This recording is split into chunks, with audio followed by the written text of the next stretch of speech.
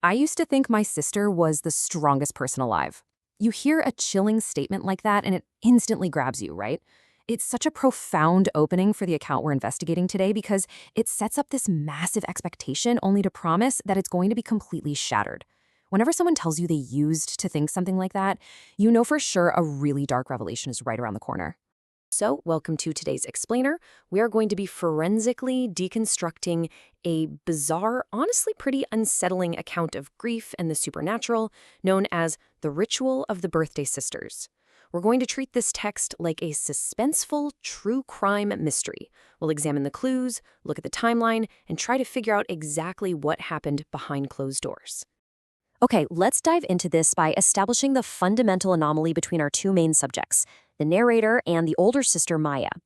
They've got this incredibly unique familial quirk. They were born exactly 12 years apart, but they share the exact same birthday. Literally, the narrator was born on the very day Maya turned 14.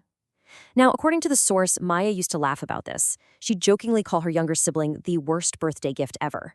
It's a cute detail, right? It establishes a really normal, playful sibling dynamic. But as we're going to uncover, this shared birthday creates a deep, almost eerie connection between them that really sets the stage for the whole shebang. To really understand the motive behind the ritual we're going to discuss, we have to look at how this family systematically collapsed. Because those lighthearted jokes about their shared birthday, they stopped abruptly when the foundation of their lives basically just gave way. First, the father completely vanishes without a trace, just gone. Then, following that massive trauma, the mother falls deeply ill. She battles this slow, agonizing decline from tuberculosis. Now, we all know the crushing weight grief and illness can put on a family, but this tragedy forced Maya into an unimaginably heavy role. She suddenly had to become a guardian, a provider, basically a parent to her younger sibling. The source details how Maya became totally obsessed with her mom's care. She practically lived at the hospital, feeding her, cleaning her, staying awake for days on end just to make sure her mom wasn't alone. It's this tragic sequence of destruction that slowly, piece by piece, erodes Maya's youth. To truly grasp the mystery of what happens next, we need to talk about Maya's psychological state. The text gives us this fascinating, heartbreaking contrast in how she coped. Before the mother's death, the narrator would peek into Maya's room and see her kneeling by the bed. She'd be whispering these desperate prayers so softly they barely even sounded human, just quiet, fragile pleas for a miracle. But when the mom finally passed away, all the warmth in their apartment died with her. Maya was left completely hollowed out, surviving purely out of obligation. The narrator even noticed this weird twitch in Maya's eye whenever she was asked for simple things, which is a classic sign of deep, bubbling resentment. And her coping mechanisms shifted violently. She stopped whispering prayers. Instead, she started screaming at God, literally cursing at the ceiling late at night, furiously demanding to know why their family was destroyed. She became like a ghost, haunting her own home. And this brings us to the breaking point. The night absolutely everything changed. The narrator is 13 years old now. After staying up late, playing video games, they get up to use the bathroom. Walking down the hallway, they notice Maya's bedroom door is cracked open just a little bit. The room inside is pitch black, except for a single source of light spilling out onto the floor. I mean, it is the absolute perfect setup for a chilling discovery, isn't it? A cracked door, a dark room, and an innocent 13-year-old witness about to see something they were definitely never meant to see. At first, the narrator just assumes Maya's praying again, but as the door opens wider, it becomes terrifyingly clear that this was absolutely no prayer. Let's forensically break down the specific elements of what the narrator actually witnessed through that cracked door.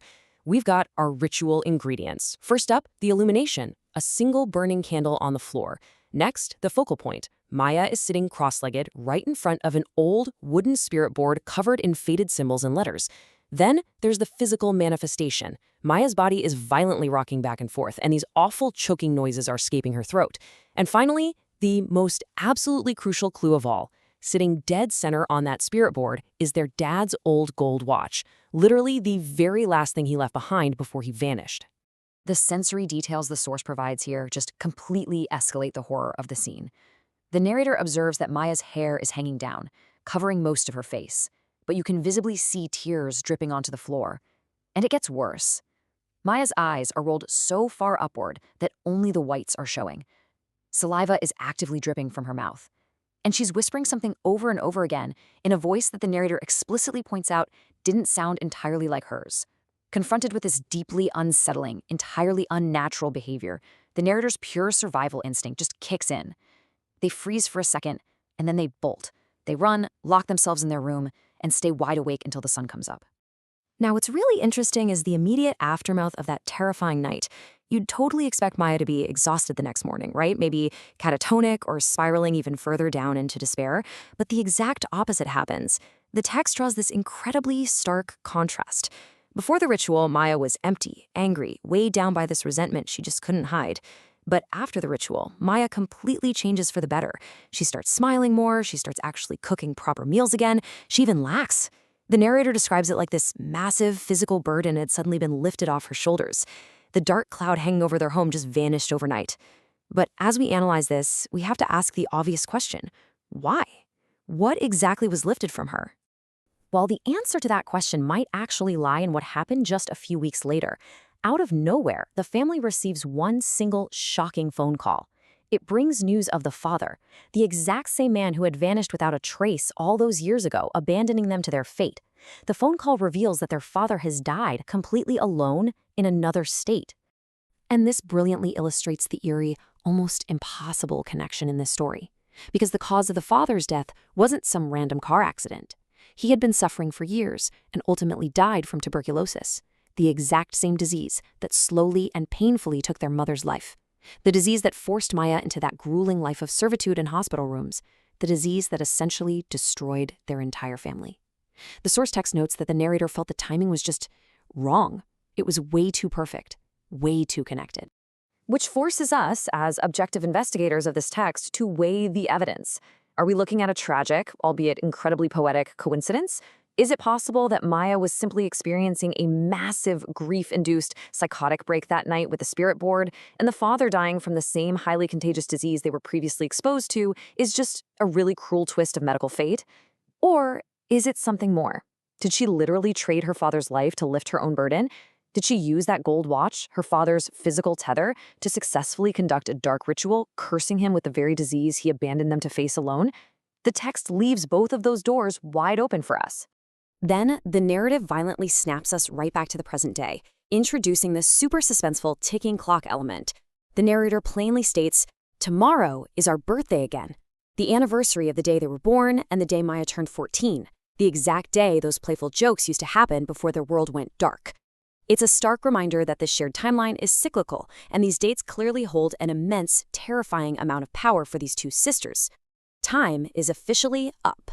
So, the crucial point is how they actually plan to spend this momentous day. The narrator reveals that Maya says they are going to their mom's favorite restaurant to celebrate. Now, on the surface, that sounds like a beautiful, heartwarming conclusion, doesn't it? A family finally healing, a big sister smiling, laughing, taking her sibling out for a nice meal to honor their late mother. But when you layer that over the midnight ritual, the strange voice, the spirit board, and the incredibly mysterious death of their father from the mother's disease, this seemingly happy family dinner takes on an incredibly sinister tone. Which brings us to our final takeaway. We've traced the timeline, we've analyzed the psychological breaks, and we've examined that terrifying midnight event. We've seen the miraculous overnight recovery of Maya's mood, paid for seemingly by the agonizing death of the father who abandoned them. So as these two sisters sit down at their mother's favorite restaurant to celebrate their fateful shared birthday, we are left to wonder, what dark secret is Maya really smiling through? If she actually did invoke something unnatural that night in the dark, what is the true cost of Maya's ritual? And who is eventually going to have to pay the balance?